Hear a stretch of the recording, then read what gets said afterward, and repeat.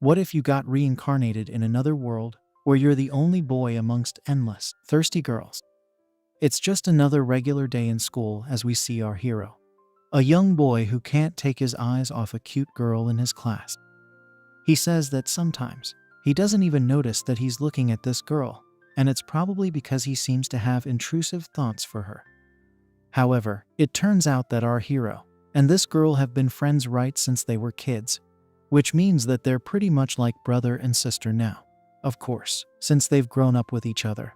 Our hero believed that he would never do anything that would mess up the relationship he had with this girl.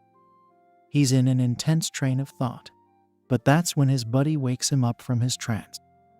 We learn that the girl's name is Nishina, and our hero is called out for being a little creepy.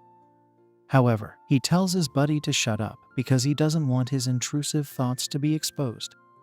Even so, he is teased because not every boy has the chance to grow up with a cute girl when they are small.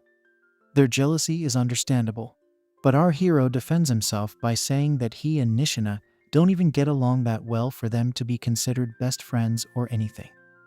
The topic of their chat shifts to the bag our hero has got with him at school. It turns out that he is an active student in a kendo class, but it's not for his own personal growth as such. Basically, his dad just wants him to learn kendo and judo so that he can defend himself if he is ever under any kind of danger. It's not that safety is an issue for him, but he figures he might as well learn the fighting styles so that he can attack his useless boss or coworker when he grows up and gets a job. It's not a very heroic goal, but the boy is fine with it.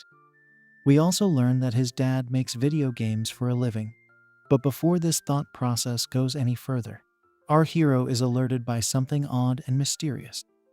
It turns out to be some kind of monster figure who has a pot on its head. We finally learn that our hero's name is Yuta, but it comes at a rather unfortunate time because the monster suddenly pops up next to him.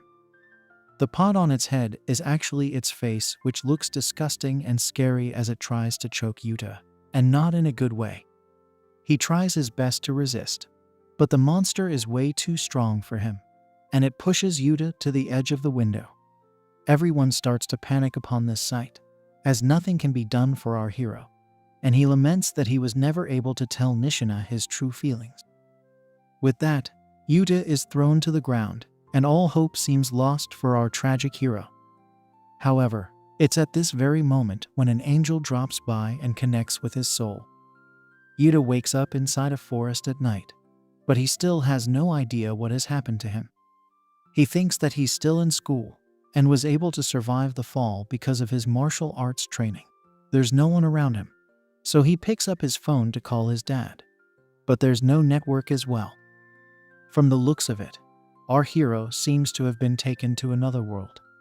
Yuta slowly starts to understand his surroundings and wonders if he's in the middle of the mountains. He figures he must be away from his town, so he just needs to walk for a bit and he'll get cell service in no time. However, he's in for a total shocker because when he does see some lights, they just happen to be coming from a giant castle. On top of that, the castle is surrounded by flying beasts that look a lot like dragons. As one would expect, dragons do not exist in Japan. This is a bit too much for Yuta to process, and he tries to figure where he is at this moment. He goes on to look up at the sky and notices that it's purple in color. Not just that, there's a red moon as well as a blue moon in this world. Yuta finally realizes that he's not on Earth anymore, but at the same time, he's not too sure if he's been reincarnated too, because he's still in the same body he had when he was on Earth. It's bad enough for Yuta to deal with his new reality, and then he hears some people coming towards him. Luckily, it just happens to be a cute girl and her bird friend who seems to be able to talk. This is all it takes for Yuta to be convinced that he's been reincarnated in a fantasy world. This girl happens to be a knight, and she stares at our hero with doubt because she hasn't seen him from around here.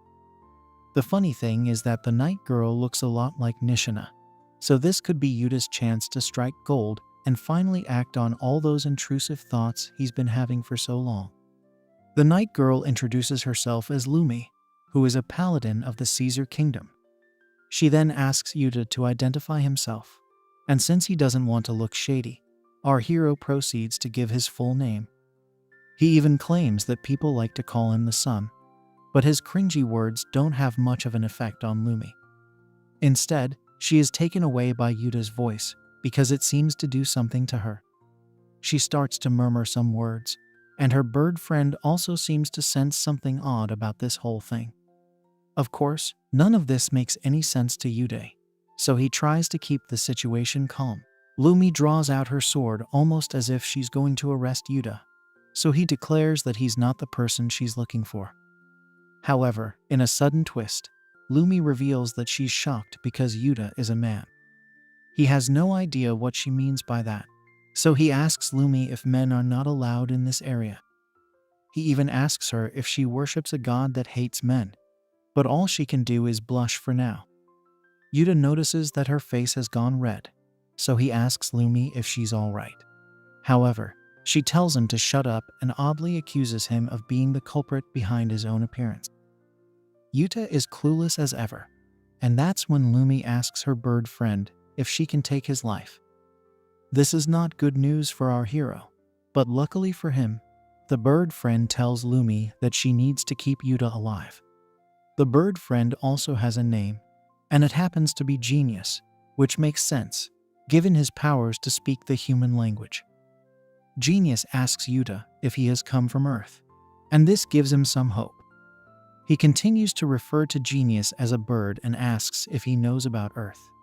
But this makes Lumi upset, and she scolds Yuta for not treating Genius with the respect he deserves. She also says that Genius is a god and wouldn't taste good even if you tried cooking him. But that doesn't make sense because Yuta doesn't want to eat him. Yuta proceeds to call out Lumi for sounding ruder than he was. Before their chat can move ahead, some strange substance falls off a tree and is about to land on Yuta.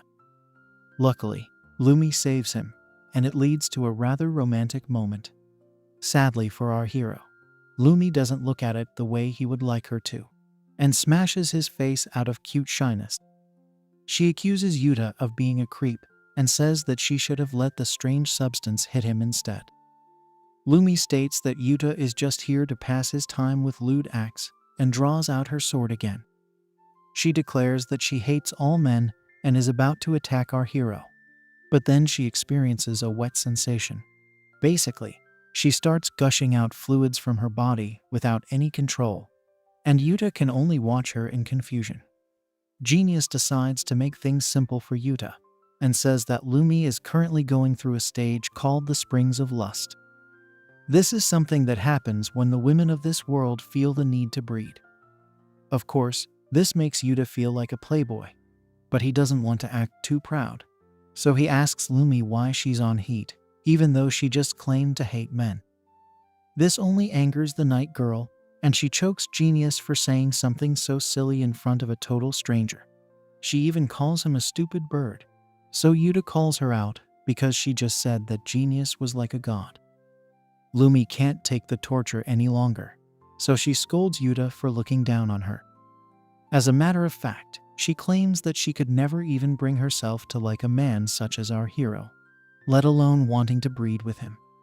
Yuta is a smart boy, so he simply holds Lumi's fingers to make her excited again. It works so well that Lumi starts to do unspeakable things to the fingers that Yuta had just touched, and she goes crazy with desire.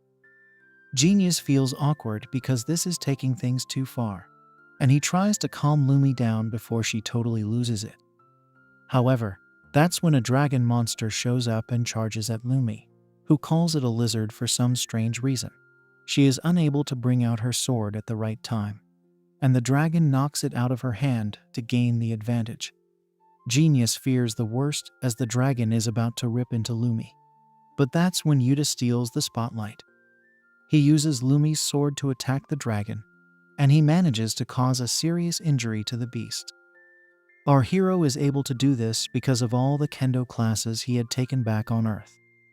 He then returns Lumi's sword and asks her never to drop it again because it goes against the rules of kendo. He also leaves the dragon to be slain by the night girl because he is only an amateur in kendo for now. the dragon charges at our hero once again. But Lumi is ready this time, and she unleashes the full might of her sword to blow the monster away. Yuta is shocked to see how much power the sword has, but Lumi is even more surprised by his heroic efforts.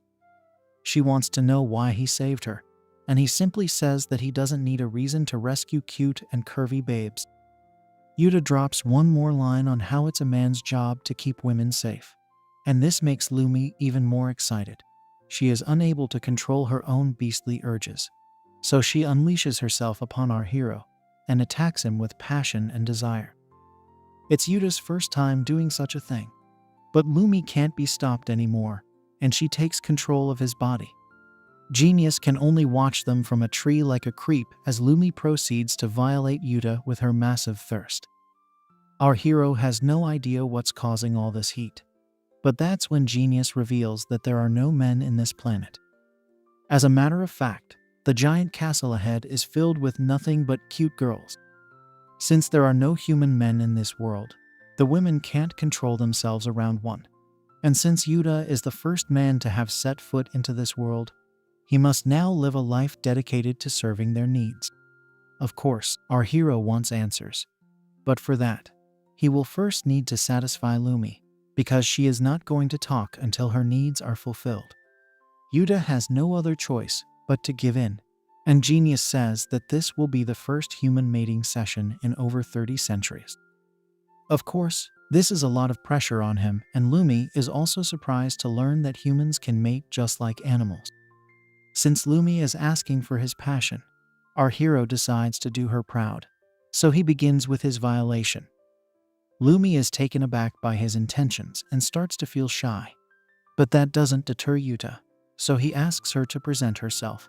She hesitates in doing so, but Yuta tells her that he won't be able to give her what she wants if she doesn't show him what he wants. After a bit of chatting, the two lovers finally get down to business, and it's a rather intense display of passion. The feeling is very new to both Lumi and Yuta because neither of them has done such acts before. Eventually, our hero pulls out the power of his tongue and goes to town on Lumi. This results in such a powerful explosion that the night girl passes out from satisfaction. Yuta slowly figures what he's just done, but for some reason, he also passes out next to her. In the middle of all this, we see Genius, who has been watching the whole thing from a tree like a shady creep.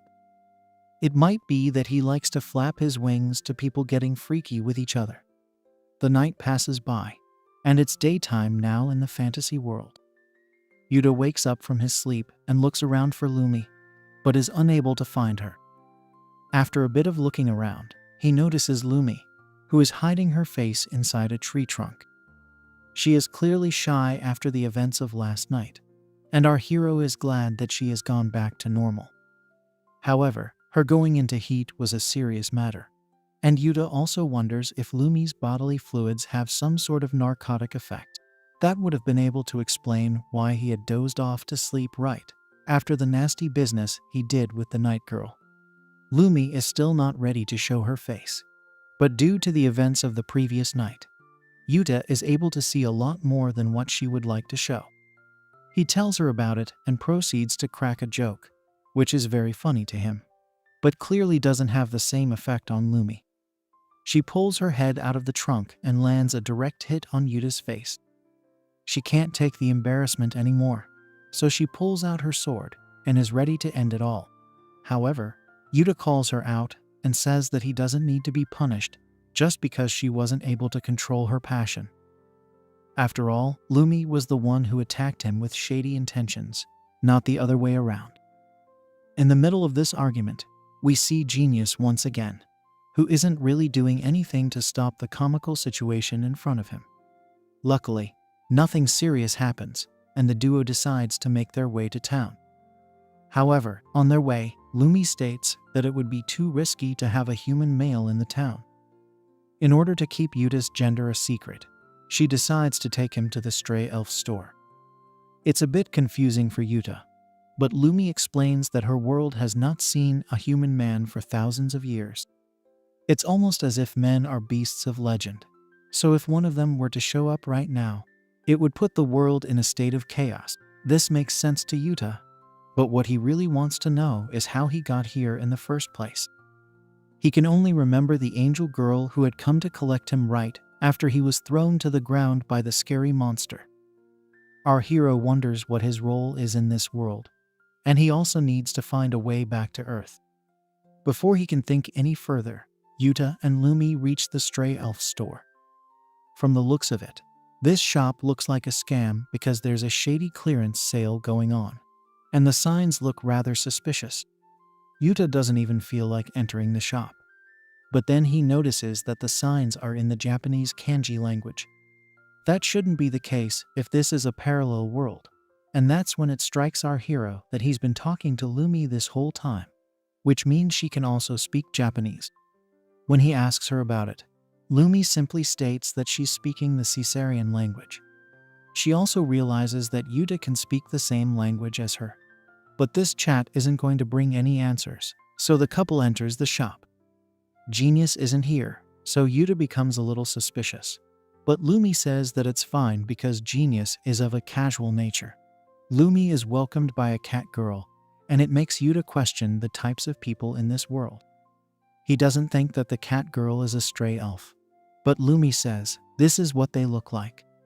The cat girl is called Sayuri, and she is known for selling all kinds of goods that can't be found anywhere else. Yuta still isn't convinced that Sayuri is an elf because of her ears, so Lumi argues with him. But they get interrupted by the cat girl notices that Yuta is a human male. She gives a rather shady look while saying this. And our hero is surprised to see how easily he was found out. Of course, the main thing about a human male is the voice, so Yuta wants to know why it's such a big deal. Sayuri reveals that the voice matches that of the Kall, who seem to be this world's natural enemy, as per Lumi's words. Sayuri also states that she gets a lot of customers who wear the exact same uniform that Yuta is wearing. But the only difference is that none of them are human males. Without further ado, Sayuri gives Yuta a piece of candy and says that he should eat it if he wants to change his voice. Our hero is told that he will sound just like a girl if he eats this candy, so he proceeds to do so, but hates the taste of the candy. None of that matters because he now has a cute girl's voice and Lumi seems to love it. Our hero figures that he's just been given some helium, but neither of the girls know what that is. Sayuri gives Lumi 1 week's worth of candy, and the night girl wants to buy more stuff. But she has no money, so she has to put it on her tab. After a swift shopping session, Yuta is made to dress up as a girl, and he comments that he's gotten into some serious cross-dressing. Who knows, he might just end up liking it. Lumi doesn't know what that means, and it makes sense because there are no men in this world. Once again, Lumi repeats that Yuta can't let anyone know that he's a human male because it can disrupt the order of her world. It can also put Yuta's life in danger, so he agrees to keeping his identity a secret to avoid becoming a slave. Lumi asks him to make one more promise to her, which is to never touch a girl. This is because girls will be able to sense our hero's manhood just by touching him, which is what had happened to Lumi earlier. Yuta knows he can't awaken so many hidden beasts of passion, so he agrees to this condition as well. It's not much of an issue for Yuta because he's used to being a loner on Earth due to his awkward behavior. However, his stories don't make any sense to Lumi because she has no idea of how people function on Earth. As the duo heads to the town, Lumi tells Yuta that he should not wander around in the forest because there are a lot of monsters, just like the dragon from earlier. She also tries to make him feel lucky by saying her paladin status allows her to protect beginners like Yuta. Lumi continues with her praises, but she is made to eat her own words when she steps into a huge pile of dragon poop. The night girl lets out a huge cry due to the smelly poop, but Yuta thinks she's being extra. Paladins shouldn't be so easy to mess with, but Lumi is just a girl at the end of the day, so our hero teases her some more by saying she smells. He continues to tease the night girl till they make their way to the town's wall. It's quite big, so Yuta wonders what it's trying to protect the town from. Suddenly, Lumi orders the doors to open, And that's exactly what happens, much to our hero's surprise. A couple of little girls show up and are happy to see Lumi return from the forest. They look at Yuta and ask about him, so Lumi says he's a girl she found in the forest. The Night Girls reveals that the twins are named Mona and Lisa, and they know everything about this world, so Yuta can ask them whatever he wants. The twins are known for being honest, and they show this immediately when they tell Lumi how much she stinks. Yuta is pleased to hear this, and the twins take it a step further by blatantly insulting the smell coming from Lumi's body. Now, we meet a girl named Lilia, who is pleased to see Lumi again, because she grew worried when the Night Girl didn't come back from scouting.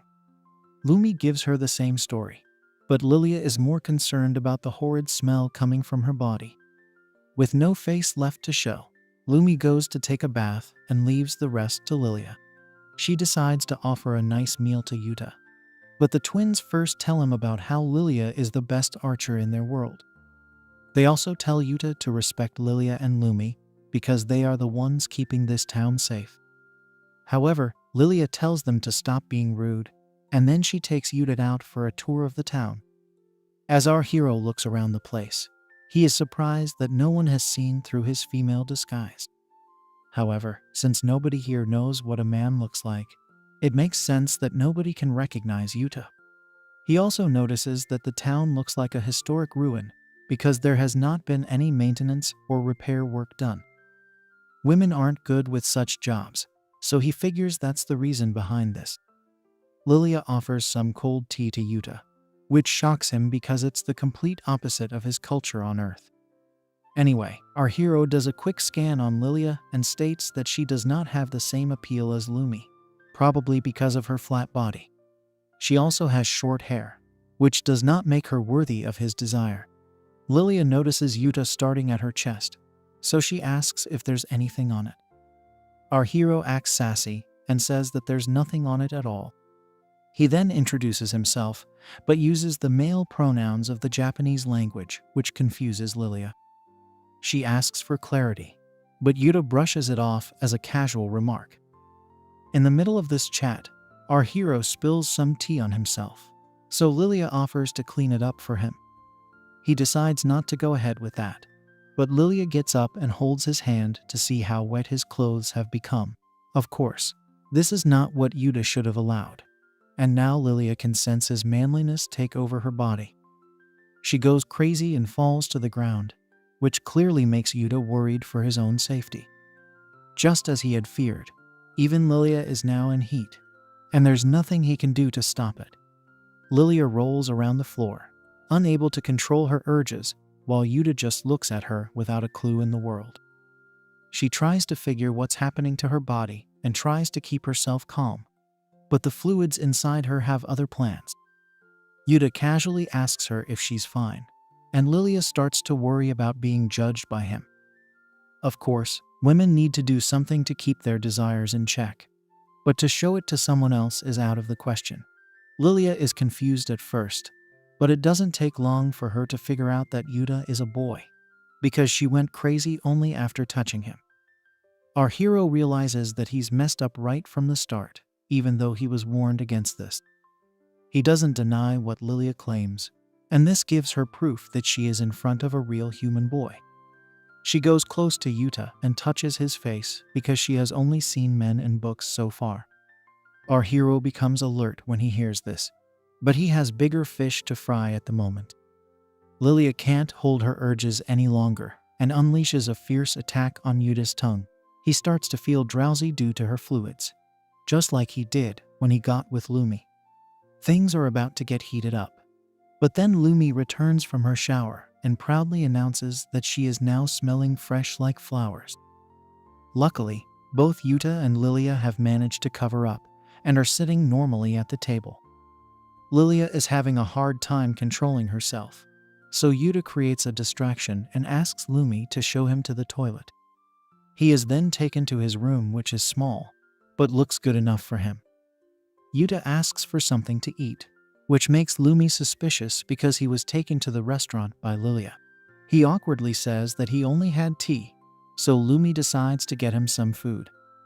However, It only turns out to be a mixture of fruits and vegetables, which is what girls usually like to eat.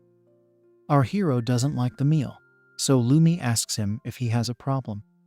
He can't really complain, because he'd much rather eat this than dragon meat. Now, it's time to learn more about the kingdom of Caesar. So Yuta learns that he's in the city of Meath, which is one of 5 cities in the kingdom, along with a giant castle. There are only women living in these places, so that means Yuta is the only man in this population. The mere thought of this makes Lumi excited, and our hero can smell the fluids pouring from her body. He calls her out on her desires and gets scolded because Lumi feels shy. She decides to walk out of the room, but Yuta asks her a very important question. He wants to know how people are born in this world if only women exist in it. It's a fair point, but even Lumi doesn't have an answer to that. All that she knows is that children come out of the main castle, but they don't have any memories of the time they spent there. This gives Yuta a lot to think about, and he continues to assess the kingdom's facilities. He didn't expect any electricity, but there aren't any candles over here either. It's not much of a problem because the planet has 2 moons. But what really bothers Yuta is the story he just heard about the castle and the children coming out of it. He feels there's something shady going on inside the castle and wants to get to the bottom of it. He can't do much for now, so he just chills in bed and thinks about what he did to Lilia. Unlike Lumi, she seemed like a serious girl, so our hero feels bad for making her go into heat. He figures that he should be more careful and not let other girls touch him, but then he hears knocking on the door. He opens it and is shocked to see Lilia standing in front of him. Our hero tries to apologize for what happened earlier, but Lilia is here to solve another problem, which is her fountain of youth. Before we get into the details of what happens next, we are taken to a flashback where we see Lilia going through some books. Lumi walks in and comments on how diligent Lilia is when it comes to reading. She reveals that she's not really into the reading part, but is more interested in the pictures. Her reason is that she wants to learn how people lived in the past so that it can help her live in the present. It turns out that Lilia can't actually read the words in the book because the people of this world have forgotten their letters. It would have been great to know these letters because the books would be very useful to the women then.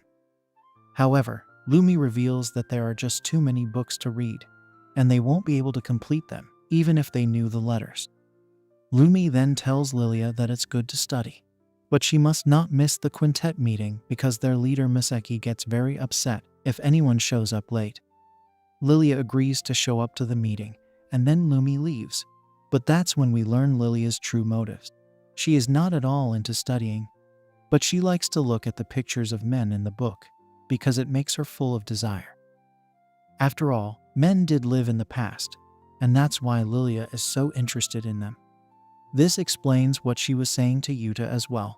And we can see Lilia express her desire to engage in shady acts by quenching her thirst all alone in the library.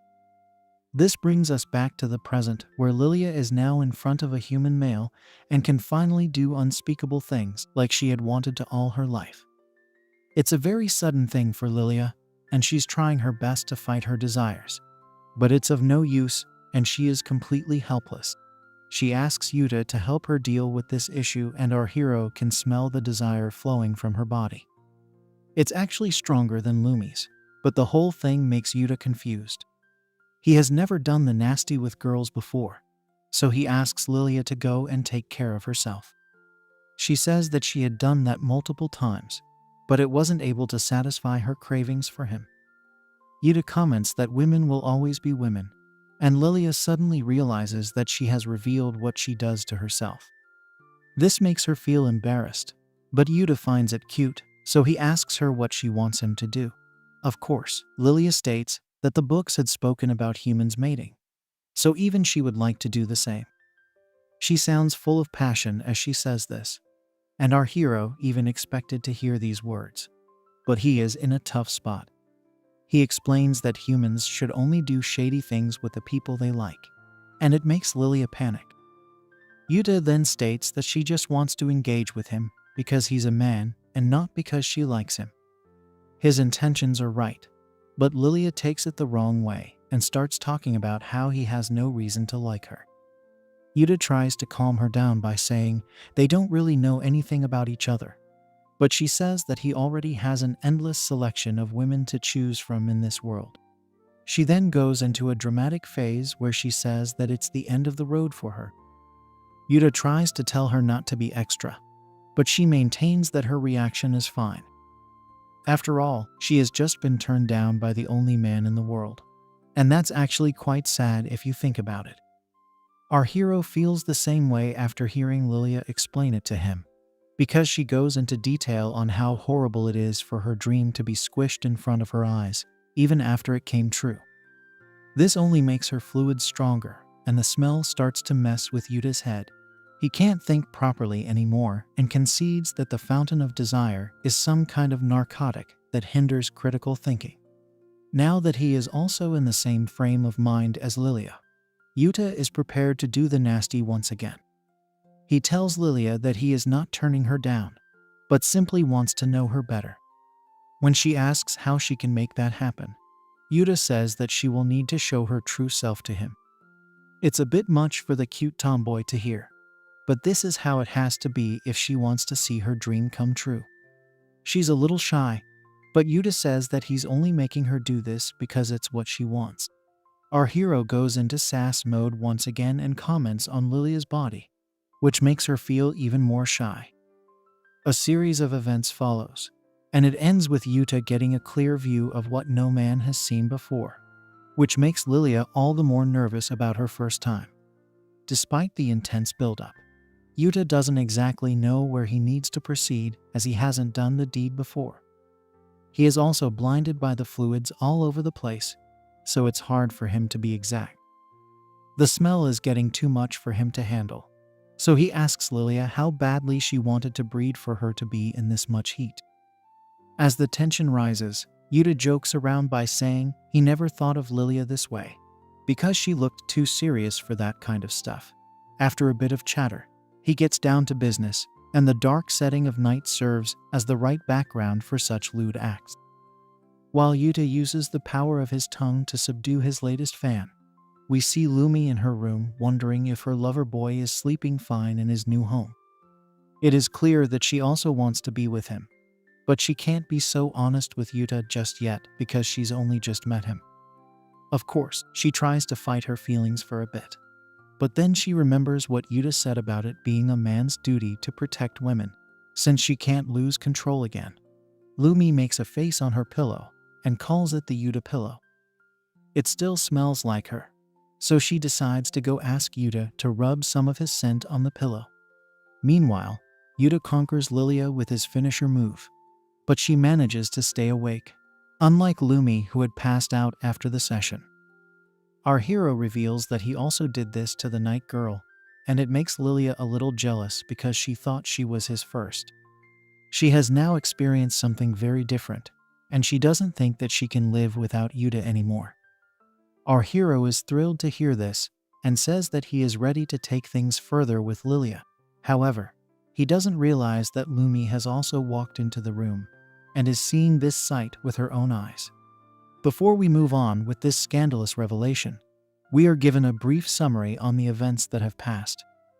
Mostly, it's all about our hero Yuta being sent to a parallel world, which is like a paradise to him because he's the only man here. He's already gained favor with two pretty girls in Lumi and Lilia. But the main problem for him now is that Lumi has walked in on him and Lilia doing the nasty. Luckily, this happens just before the mating session, so our hero's purity is still intact to a certain extent. Even so, this is not a good situation for Yuta, as he has been caught with another woman. Just like any other man, he also tries to explain his actions to Lumi in awkward fashion. But to his surprise, she doesn't react angrily to the discovery. She simply says that Yuta can enjoy himself if he wants because he is the only man in the world right now. Our hero is just as confused as Lilia, but Lumi explains that Yuta belongs to all the women of this world. Yuta feels bad about what has happened, but Lumi walks out of the room to allow her lover boy to complete his mating with Lilia. However, Lilia dresses up and chases after Lumi in the streets. She finally catches up to her and asks the night girl if she knew about Yuta being a boy. Lumi says yes and explains that she wanted to keep quiet about it in order to avoid any chaos in the world. Now, Lilia says that she's no good because she's touched Yuta and can't think about anything else. She's been going crazy ever since she found out about a man being in her world, and says sorry for losing control of her urges. Lumi asks her not to be this way because her passion could not be helped in front of a man. She even goes on to confess what she did with Yuta, and says that she's been feeling the same way ever since. As a matter of fact, Lumi was the one who wanted to keep Yuta a secret, so she feels a little selfish for doing so, since she wanted her lover boy all to herself. Maybe this was Lumi's fault all along. Lilia shows some compassion towards her peer, but it's getting dark now, so the girls decide to talk about Yuta the next day. With that, both Lumi and Lilia walk away, but we can see that our hero has been sneakily listening to their chat on the side. Lumi goes back to her room, still holding her Yuta pillow from earlier. However, there is sadness on her face, and we all know why. Soon enough, she throws the Yuta pillow on the floor and punches it out of anger. With that, Lumi can finally express her true emotions as she continues to punch the pillow with tears rolling out of her eyes. She is clearly upset with Yuta for cheating on her, which means that Lumi might just be falling in love with him. Meanwhile, we can see Yuta lying in bed thinking about what he's just done. Of course, if this was the real world of Earth, it would have a whole other thing, but it's just a fantasy place as of now. What our hero doesn't get is that he's feeling depressed over his actions, even though he doesn't need to feel that way. After all, it's not like he's going out with either Lumi or Lilia. There is no commitment, but Yuta is still upset with himself because he has no idea what he's going to do in this world. He thinks long and hard about what a man can do in a world filled with women. After some intense thoughts, he can only come up with a conclusion that his sole reason for being here is to live the dream by doing shady things with all the girls. He passes out in the middle of this realization and wakes up the next day feeling hungry. He can't really talk to Lumi or Lilia, so he decides to head into town for a quick bite. As he takes a stroll in the open streets, he is really shocked to only see women everywhere. It's not a normal sight at all for our hero, but this is the way of the world over here. Suddenly, Yuta feels a sense of discomfort, and it's not a social issue arising out of his fear of being around so many women. He can also sense something else which doesn't feel natural. Yuta starts to feel paranoid about what this could be, and that very moment, someone calls out to him from behind. He looks back instantly, but it only happens to be the twin duo of Mona and Lisa. They don't look very happy and confront Yuta about Lumi and Lilia. They ask our hero if he did anything crude with the night girl and the archer girl, but he obviously can't speak the truth, so he simply denies it. Then, the twins tell Yuta that Lumi and Lilia are waiting for him in the library, so he starts to panic. He rushes to the scene and finds the girls, but Lumi starts lashing out at him for being late. She mocks his sleeping needs, but our hero simply says that he can't wake up early unless he has a clock to look at. Lumi just tells him to wake up to the bell ringing, so Yuta agrees to do that moving forward. Now, Lumi tells Yuta that she has discussed what happened last night with Lilia, and the both of them have decided to pretend like it never happened at all. This is because a man has showed up in their world after over 3,000 years, so it's not something that two girls can handle on their own.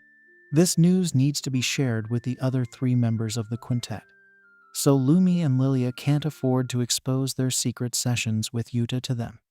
It makes sense to our hero, so he agrees to what Lumi says. He also states that he knows the girls would never do anything to harm him, and tells them both that he believes in them. This makes both Lumi and Lilia blush, but Lumi instantly scolds Yuta for acting like a player. However, she gets interrupted when the other three members of the quintet show up and ask her why she is called for a meeting over here. The other members are just as cute as Yuta's new harem, so he checks them out with eagerness. The girls take a look at Yuta and ask why it was so necessary for them to come and see him. Of course, they don't know that he's a man, so they joke about it. But then Lumi gives them the biggest news of their lives by saying Yuta is indeed a human male and not a girl. As expected, it shocks all the other members of the quintet, and they look on in complete disbelief at our hero, while Lumi and Lilia wait for their anxious words. Of course, now that the room is filled with eager women, our hero is left with no other choice but to disclose his identity to them. We are now introduced to each of the other quintet members. And first up is the guardian Haru, who thinks that Lumi is trying to joke about Yuta. Then, we have the lancer Momo, who is already filling her mind with intrusive thoughts over the prospect of having a man in her presence. Finally, we have the strider Misaki, who is not ready to believe such a thing, especially because the last man in this world passed away over 3,000 years ago. Since there is no other way of knowing the truth, Yuta is told to show what he has not shown any girl before. He is a bit taken aback to hear this, but the women of this world do know that male animals have a certain body part, so even human men should have it. All the girls gang up on Yuta, even though he isn't too keen on showing his manhood, as if he's in an art gallery. Even Lilia urges her lover boy to prove his manliness by showing his hidden elephant. But our hero can't understand why everyone is becoming so excited. He openly says that he does not have any interest in showing off his body. But it's at this very moment when the effect of the voice candy wears off. Yuta is shocked to hear his manly voice, but it's the other quintet women who are more interested in this. He realizes that he had forgotten to take his daily dose of the candy today, and that's why he's become exposed to the quintet. Misaki identifies this voice to be the same as that of the Kall, and it enrages her because she believes that Yuta is one of them. She takes out her blade and is about to attack our hero, but gets pulled back by the other women. Misaki insists that Yuta is evil and needs to be dealt with, but Haru asks her to calm down. Even then, Misaki asks why Lumi and Lilia would allow someone like Yuta to enter their city. She goes on to say that she must get rid of Yuta, but then Lilia puts her in her place by saying it's only Yuta's voice that's similar to the Kall. To try and end him simply because of that is not logical at all, because he looks nothing like the Kall. This shuts up Misaki, who realizes that she has messed up, but at the same time, her ego is too big for her to say sorry. So she simply walks away and says that she will not breathe the same air as a man. This leaves Yuta with the other 4 girls, and Lilia says that Misaki's hatred for the Kall is way too strong to be ignored. Our hero states that the Kall are mentioned a lot in this world, and this is because they are the natural enemies of the women. He also learns that Misaki's sister was attacked and ended by one of the Kall members, which is why she hates them so much. Anyway, this is not the time to be talking about the past, and Lilia mentions that the real reason Yuta has been brought here is for the quintet to decide what to do with him. The first question is to know if anyone else is aware of a man being present in this world. None of the humans know about Yuta, but then the cat girl Sayuri is brought up. She was the one who gave the candy to Yuta in the first place, but she would never bother going against the humans, so she's a safe option. Haru says that in any normal situation, such news would be taken directly to the queen. But Lumi says that there are a lot of women like Misaki who hate men in this world. The problem is that these women would unleash their hatred towards the Kall on Yuta for no good reason, and it can lead to a huge mess. Lumi suggests that the best option for now is to keep hiding Yuta as a girl, because it's the only way to keep him safe. Once he gets to learn a bit about this country, he will be able to take a decision on what to do with his life. Our hero agrees with Lumi on this, because he does want to know more about this new place that he's found himself in. After all, if he has a purpose for being reincarnated here, he needs to make sure he performs his duties. The girls are okay with this, but Lumi warns Yuta about forgetting to eat his daily dose of candy. Our hero owns up to his mistake and promises not to do it ever again, after which Momo decides to end the meeting as she has been called to the castle. However, before she leaves the room, she takes one more look at Yuta and says that she's going to have a nice, long chat with him later. She leaves the room, and Yuta looks on in wonder, while Lumi and Lilia show disgust on their faces. Lumi wants to be with her lover boy, so she asks him to come to her room as she wants him to do something for her. Our hero agrees to it, but Lilia becomes alert after hearing Lumi's request. Meanwhile, we see Momo plotting something sinister because she wants to have a monopoly on the first man in this country for over 30 centuries. After all, she is never going to get a chance like this ever again. Now, Yuta is taken to Lumi's room, which is quite big in comparison to his own home. Of course, she is a paladin who is part of the quintet, so it's one of the perks of her job. Yuta wants to know why he's been brought here, and then Lumi shows him the Yuta pillow, which looks a little creepy. He has no idea what's going on, and it only becomes worse when Lumi asks him to hug the pillow for her. Yuta wants to know why he needs to do this, but decides to hug the pillow anyway, because he needs to make up for his affair with Lilia. He asks Lumi if this is okay, and she immediately snatches the pillow away from him. She then pushes our hero out of her room because she doesn't need him anymore. Yuta is confused by her behavior, and then we see Lumi staring at the creepy pillow. She proceeds to hug it with joy because now she finally has something which smells like her lover boy. While Lumi does unspeakable things to the pillow, our hero wonders what that random task was all about. However, he hears someone refer to him as a human male, so he quickly turns around to see who it is. Luckily, it's just Genius, who has finally decided to show himself again, and also seems to have 3 legs. Clearly, he has a lot going on that Yuta himself is not able to understand. Our hero decides to mock the talking bird for having too much of a rebel spirit, and even compares him to a crow. However, the only thing that Genius wants to tell him is that he still hasn't technically done the deed with any of the girls yet. This is technically true because Yuta's tongue has been more than enough to cause explosions. Our hero maintains that he doesn't want to become a mating machine, but Genius says that it's only natural for him to act out his intrusive thoughts with pretty girls. On top of that, he also mentions that the girls of this world need to do such things when they become adults. If such an action doesn't happen, then they will simply pass away. This shocks Yuta beyond belief, and he lets out a huge scream in discomfort. Our hero is unable to accept such a thing, but then he remembers that uneasy feeling he had earlier when he was walking around town. This feeling came about because he could only see young girls everywhere. Genius goes on to explain that the girls of this world go crazy upon seeing a man because of this very reason. The fountain of passion is designed to lure men into their bodies because it's a means of survival.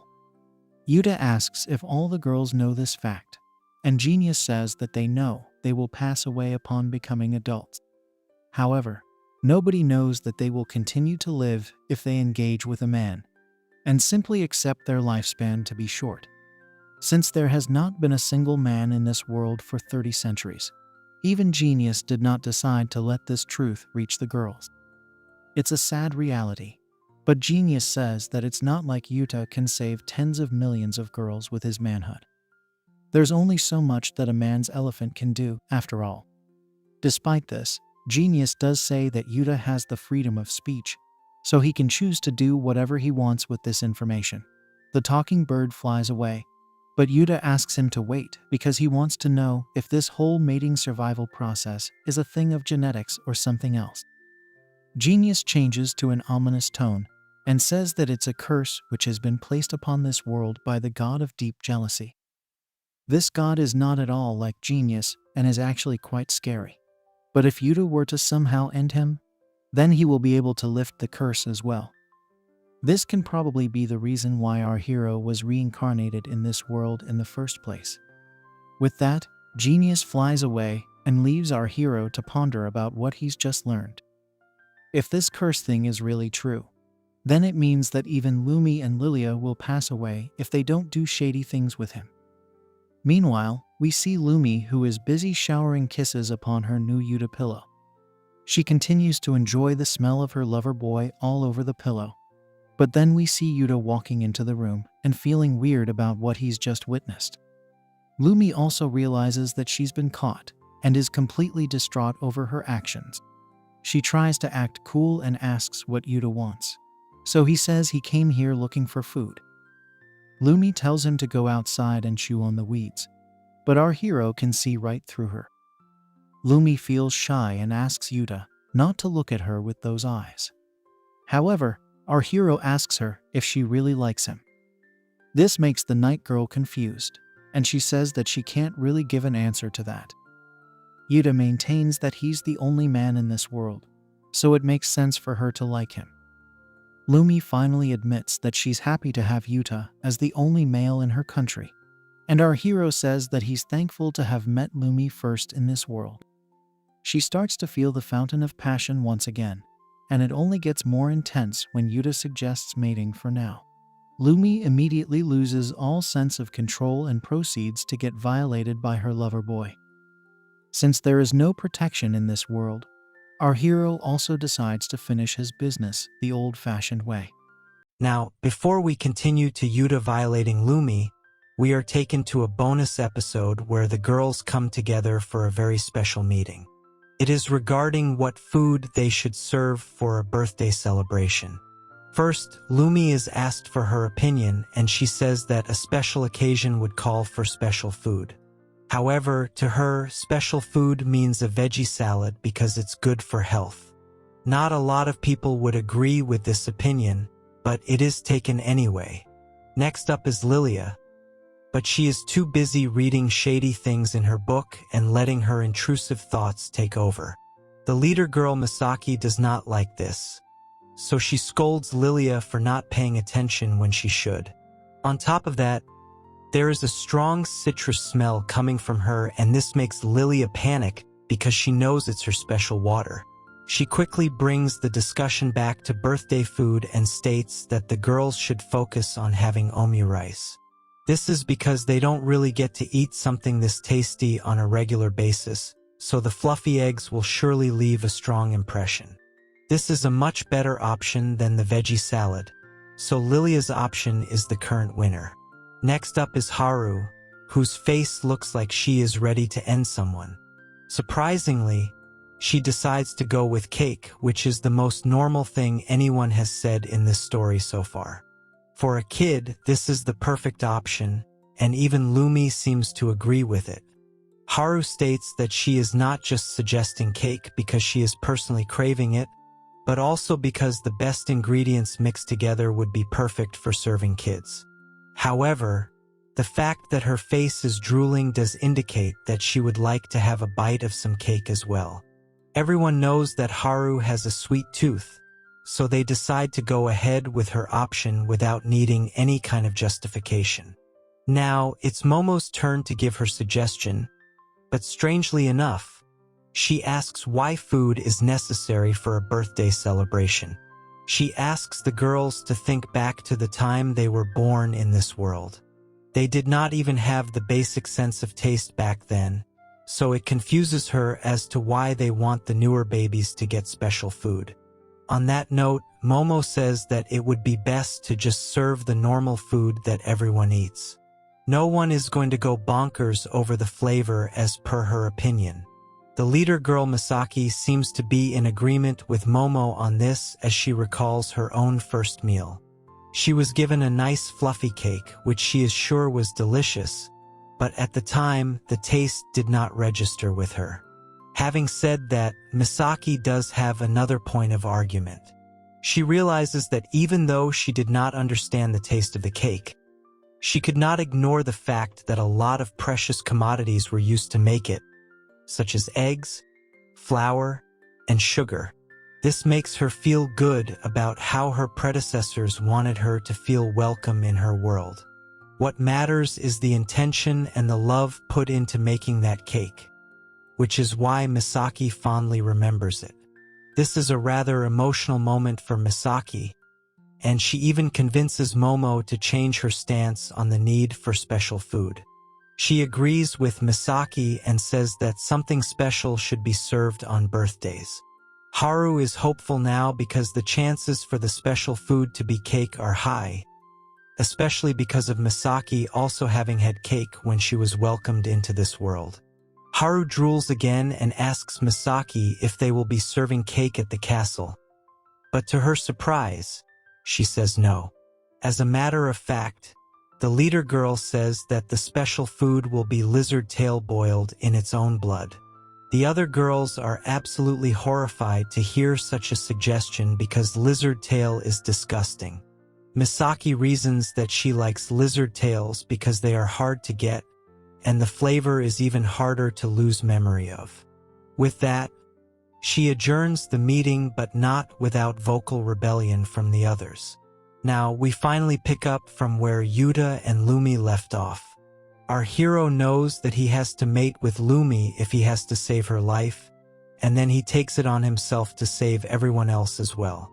Since his elephant can't catch them all, Yuta decides to end the god of deep jealousy to make sure the girls of this world live freely and without any suppression. What follows is a rather intense session, but Lumi is also worried about what will happen to her if she mates with her lover boy. Of course, it feels great to her, so she doesn't really complain for long. Yuta is hypnotized by the fountain of desire again that he almost finishes off Lumi before they get to the main act. Luckily, he stops himself and then proceeds to mate with his babe. Lumi is taken to a different realm of the senses and she can't even believe that such a feeling exists. Soon enough, both Yuta and Lumi explode with their intrusive thoughts finally coming to fruition. Now they take a breather, but our hero can hear some shady noises coming from outside the room. It's none other than Lilia, who seems to have enjoyed a free show for her own solo mission. Either way, Yuta is glad that he managed to get the job done and save Lumi's life by mating with her. Now, he can rest assured that Lumi will not pass away early due to lack of elephant. At this very moment, Yuta also notices a mark on her neck which has only just appeared. This could be the mark of a girl who has lost her innocence, so things are going to get very interesting for our hero. Later, Lumi wakes up to Yuta right in front of her, but he has all his clothes on. Lumi is a bit shy at first, but our hero tells her there is nothing left to hide anymore. He proceeds to explain the details of all the shady acts they did last night, but Lumi is not ready for that, so she punches him right in the face. Now, Yuta asks Lumi a very important question, which is her age. She says that she is 18, which is great because even Yuta is 18 years old. This means they just like us, and our hero is not Drake. Lumi proceeds to say that all the girls in the quintet are 18 or 19 years old, which means that Yuta has free range to act out all his intrusive thoughts without having to worry about the legal consequences. Not that they would apply to this world anyway, but now it's time for a serious talk. Yuta tells Lumi that he is aware of the bizarre rules of this world, especially regarding the fact that girls pass away by the time they reach 20. Lumi confirms this and it makes our hero sad, which confuses her. Lumi asks if he can live for longer than 20, and he goes on to say that he can actually make it to 80 if he follows a healthy lifestyle. Now, Yuta tells Yumi that the talking bird informed him of a way that can save the girls from passing away so soon. Of course, he was advised against revealing it to anyone, but since Lumi is his first mate, he wants to share the secret with her. She finally learns that mating is the cure to the curse, and the only other way to lift it is by ending the god of deep jealousy. However, if it were so easy to do such a thing, then it would have been done ages ago. Our hero further states that the mark on Lumi's neck is a symbol to prove that her curse has been lifted. This means that she can also live a long and happy life just like him, and normally, it would be a cause for celebration. Lumi's eyes are filled with tears, and it would be safe to assume that it is because of joy. However, when our hero jokingly asks for some gratitude, she tells him to shut up, which means that she is clearly not happy with the way things have gone. As a matter of fact, Lumi tells Yuta that she hates him and even calls him a jerk multiple times while hitting him. This is a bit odd. So our hero asks Lumi if she is not happy to have her lifespan extended. She responds by saying she does not care about it at all. The problem is that he had mated with her out of pity, or at least that is how she is making it out to be. Lumi thought that Yuta mated with her because he genuinely liked her, but if he did this to save her life, then it was an act of pity. All of Lumi's happy thoughts have now turned into sad thoughts, which is why she is lashing out at her lover boy. Once again, she calls Yuta a jerk, and this causes him to lament how women can be such a pain to the head. However, he can't live without cute and curvy babes, so he is willing to give Lumi the benefit of doubt. He realizes that Lumi prefers his affection to the extension of her own lifespan, so he decides to handle the situation with care. Our hero pats the curvy babe on her head and says that he is honored to be held in such high regard. He then clarifies that he did not mate with Lumi out of pity. He definitely wanted to do shady things to her because his intrusive thoughts are too wild to be exposed to everyone. He continues by saying he does not want this to be a one-time thing.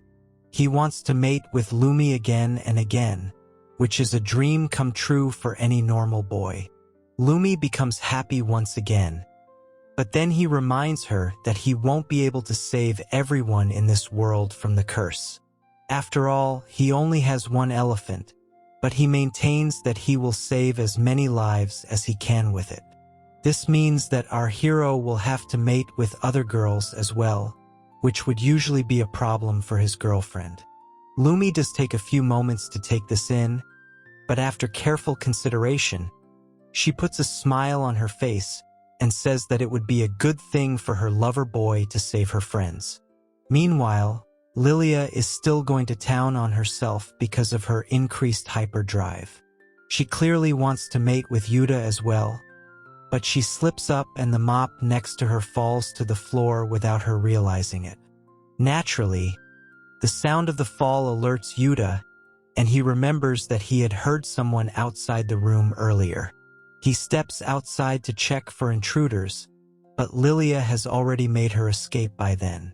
The only problem is that her unholy water has been dripping for a while, and she has left a massive puddle outside the room. It does not take Yuta long to figure out this liquid has come from Lilia, and he wonders how much of his conversation with Lumi she had heard.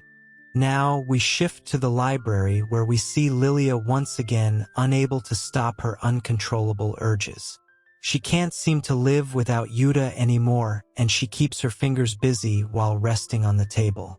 What Lilia does not realize is that Yuta has also reached the library and he is standing right behind her. Lilia has spread her clap pillows quite wide, and this leads Yuta to speculate that it is her preferred solo technique. He says it out loud, so it causes Lilia to panic for being caught in the act. She can't believe that our hero has found her, but he tells her it should not come as a surprise, especially since he found out that she was peeping on him and Lumi. He adds that the scent of her unholy water is so unique and strong that he can pick it up from a mile away. There's also the fact that the library is filled with the exact same smell, so it wasn't hard for him to locate her. Now, Yuta asks Lilia how much she heard of his conversation with Lumi, and she says that she heard it all. However, even she does not care about her lifespan at all and only wants to mate with our hero for purely shady reasons. She does not care if she loses her life tomorrow if she can mate with him right now. Yuta understands the assignment, so he tells Lilia that they should do it then. Naturally, this comes as a shocker to Lilia, but her body does not seem to have any issue as it is gushing with unholy water. She then tells our hero that she would like to see it, but he does not understand what she is referring to. Naturally, Lilia says that it's his elephant, but she says it in such a rush that Yuta is not able to comprehend the words. Lilia does not wish to waste any more time, so she pounces on Yuta and proceeds to see what she has always wanted to see. Lilia is impressed by the elephant and asks if it has a bone inside, for obvious reasons.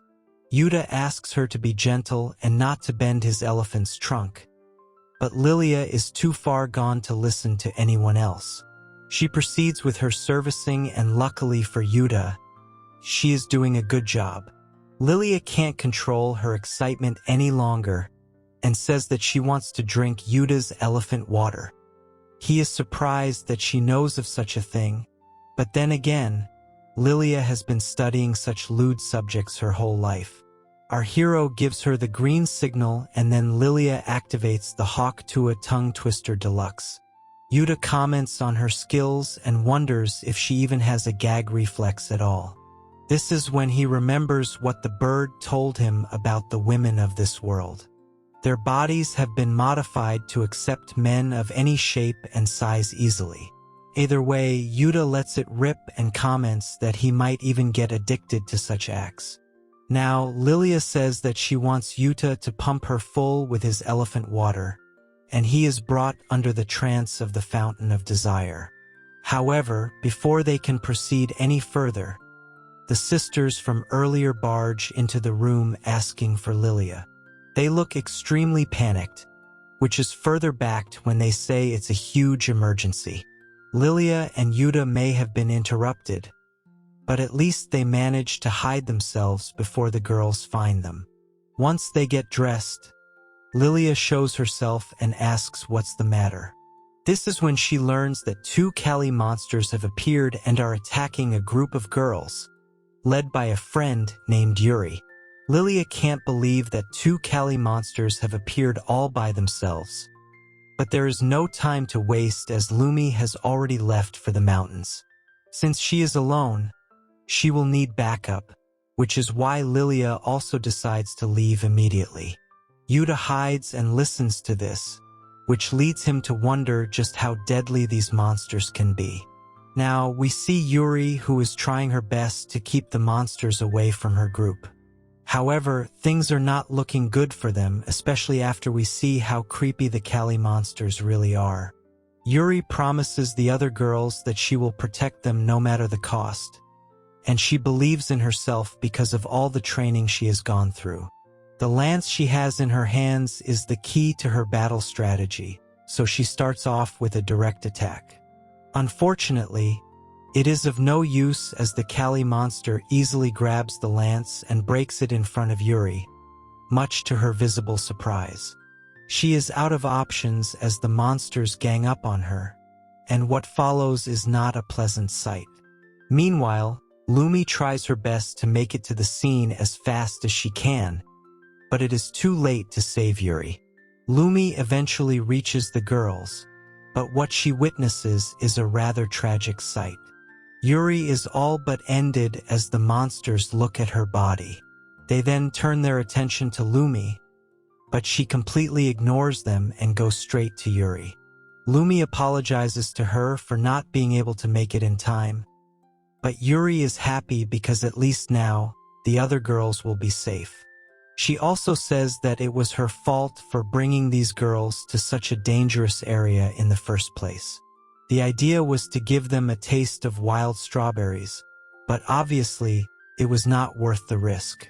Once again, Yuri asks Lumi to save the girls, to which she says that she will bring them back home at any cost. With that, Yuri breathes her last, and it makes Lumi very emotional. It's not a good time to get distracted though, as the Kali monsters are still there and they decide to attack Lumi next.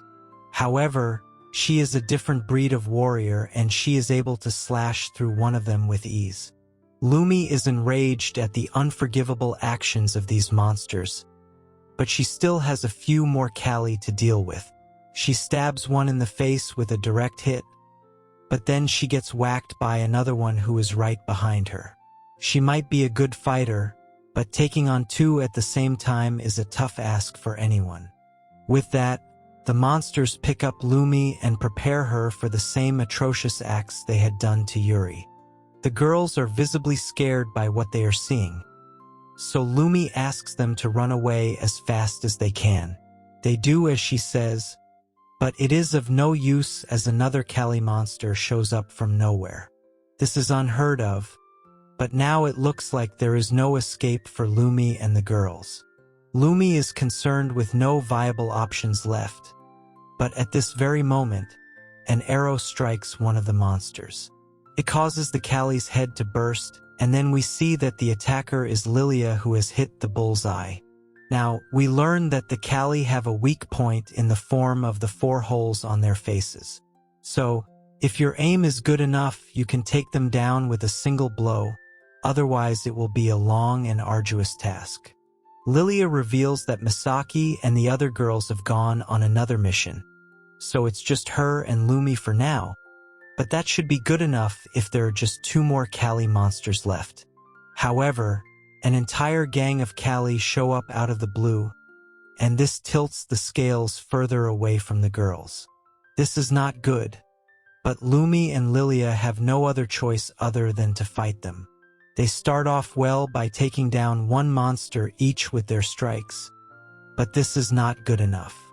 Lilia gets struck down by another Kali, and this distracts Lumi, allowing her to get beaten by another monster. These beasts start to gang up on the innocent girls as well, so we are back to square one. Suddenly, something attacks one of the Kali and its head is chopped off in an instant. The other monsters are stunned by this and they look back to see what happened. The Kali whose head gets chopped off instantly gets ended with a strike to the face hole by none other than our hero Yuta, who has made it in the nick of time. Both Lilia and Lumi are shocked to see their lover boy in action, but he was not just going to stand by and let these monsters have their way with his slave girls.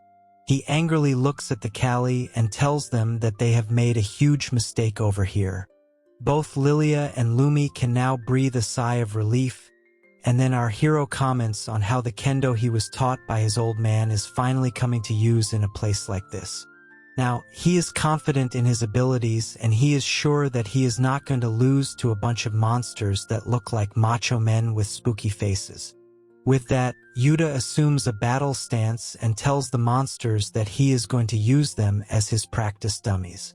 There are at least 7 Kali monsters that can be seen here, so Yuta really has all the odds against him. Even so, he is ready to take that chance and fight all of these beasts by himself. For some odd reason, the Kali observe Yuta as if he is some kind of specimen to them. After an awkward pause, it looks like these monsters are trying to say something as well. Eventually, they scream the word Bairu, but that does not make any sense to Yuta or the other girls. The Kali continue to call our hero Bairu one after the other, and it goes on for a few seconds. With that, they oddly leave the scene while still screaming the word Bairu. Yuta is left standing there with his sword, but Lilia comments that the Kali running away is a sight that she has never seen or heard of before. This could be because of the fact that Yuta is a man, but our hero is more interested in learning what the word Bairu means. There's no time to think about that, as he notices the girls crying over Yuri. He is angered by what the Kali have done, but he does not understand how Yuri passed away without any external wounds. This is when he learns that the Kali release poison when they mate, which is what ended Yuri over here.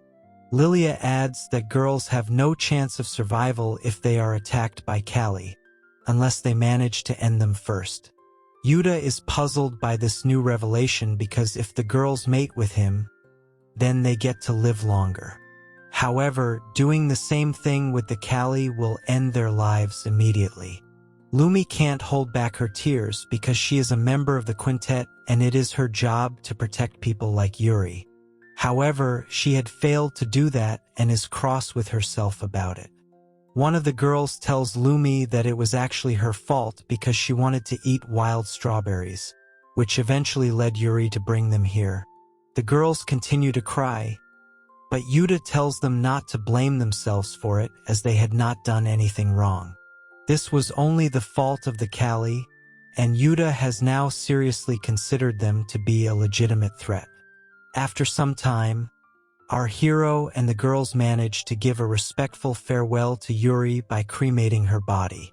we can see that the other members of the quintet have arrived, and they too are overcome by their emotions. Later in the night, we see the quintet having a meeting with Yuta over the events that have just transpired. Misaki tells Yuta that she is grateful to him for having saved Lumi, Lilia, and the other girls from the Kall monsters. However, he tells her that the gratitude is unnecessary because he has been treated well by the quintet despite not being from this world or knowing anything about it. He would like to pull his own weight over here in order to repay that kindness, and Misaki gets it. In this case, she would like to use our hero's services as much as she can going forward, to which he agrees. Before the conversation can move forward, Momo notices the mark on Lumi's neck and asks her what it is. She tries her best to brush it off, and luckily Momo starts talking about why so many Kall ended up in that area. After all, it was not part of the Kall's natural habitat, so it made no sense for so many of them to show up. Haru says that the Kall must be expanding their habitat, which is why they are now heading towards the city. This leads to an awkward pause, because the girls don't really know how to counter this threat. That's when Lilia brings up the fact that the Kall saw Yuta and simply ran away without putting up a fight.